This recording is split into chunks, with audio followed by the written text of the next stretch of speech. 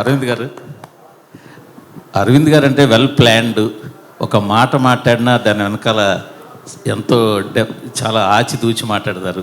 ఒక ఒక పని చేసిన ఏ విషయంలోనైనా సరే మీరు అసలు ఎక్కడ ఒక తడబాటు అన్నది ఉండదు. అలాంటిది ఇటీవల ఈ సినిమాకి చాలా ఎక్కువగా ఉత్సాహంతో ప్రచారం చేసినట్టు కనిపిస్తుంది. ఏంటి ఆ డిఫరెన్స్, ఎందువల్ల ఏంటి? సరే, మా వాడు అంటున్నాడు 60 నుంచి నేను కిందకి వెళ్తున్నానంట. ఓకే, అయితే నేను రావాలి కిందకి.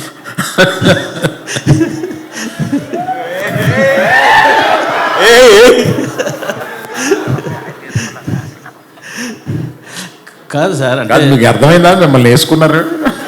అది నాకు కాదు సార్, మాకు ప్రతి ప్రెస్ మీట్లో మామూలే అది. అది మాకు కావాలి, మీకు కొత్తగానే కాదు సార్. మొన్న సరే డ్యాన్స్ చేయడము, సినిమాకి ఎక్కువ చెప్పడం అంతా బాగుంది. కంటిన్యూ 2 సార్లు కొంచెం మాట గబుక్కుని పడిందేమో మీ నోట పొరపాటున, అది ఎక్కువ సోషల్ మీడియాలో ట్రోలింగ్ వైరల్ అవుతుంది. అది మీకు గమనించారా? మీ దృష్టికి వచ్చిందా? బాగా గమనించానండి. మరి దానికి మీ కామెంట్? అంటే నో కామెంట్స్. అంటే కాదు, తడబాట పొరపాట మామూలుగా ఒరిజినల్గా మీరు చెప్పింది నో కామెంట్స్. ఇంక నో కామెంట్ అన్న తప్ప పొరపాట.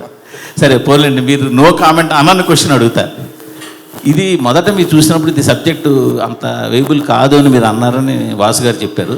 తర్వాత దాన్ని మొత్తం రీఫ్రేమ్ చేసి అంతా రీస్ట్రక్చర్ చేసాక సెట్ అయింది అన్నారు. ఫస్ట్ నేను నేరేషన్ విన్నప్పుడు ఫస్ట్ హాఫ్ అదిరిపోయింది, సెకండ్ హాఫ్ డాక్యుమెంటరీ నేచర్లో ఉంది ఇది. అందుకని ఆ కథ కొని ఒక రైటర్ దర్శకుడికి ఇస్తేనే ఇది పని జరుగుద్ది.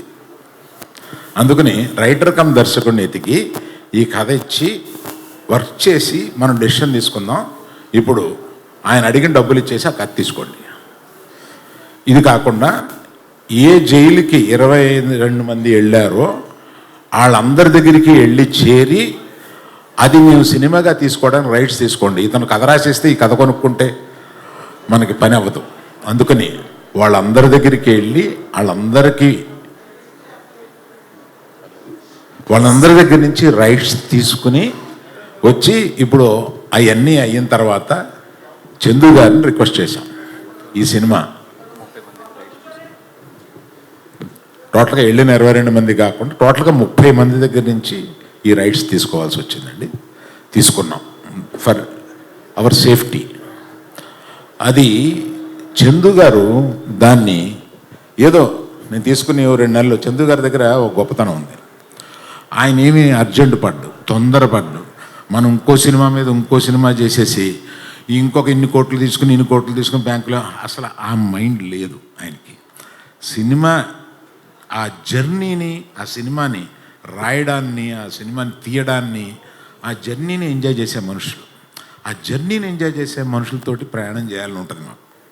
యాక్చువల్గా యాక్చువల్గా చేసుకున్నామా చేసేసామా వెళ్ళిపోయి అట్లా ఉండదు ఆయనతోటి. అందుకని ఆయన తీసుకుని ఒక 9 నెలల్లో దాని మీద కష్టపడి అప్పుడు దాన్ని ఒక మంచి కథారూపంగా తెలిసారు. బేసిక్ కథ ఎందుకు కొన్నాము అంటే ఇట్స్ ఎ హ్యాపెండ్ ఇన్సిడెంట్. దాన్ని తీసుకుని దాన్ని రూపకల్పన చేస్తే బాగుంటుంది అని అనిపించి తీసుకున్నామండి. మీరు అడిగిన ప్రశ్న ఏంటో మర్చిపోయి నేను చెప్తున్నాను. మీరు అడిగిన ప్రశ్న చెప్పారు, మీరు కరెక్ట్గా చెప్పారు. చందు గారు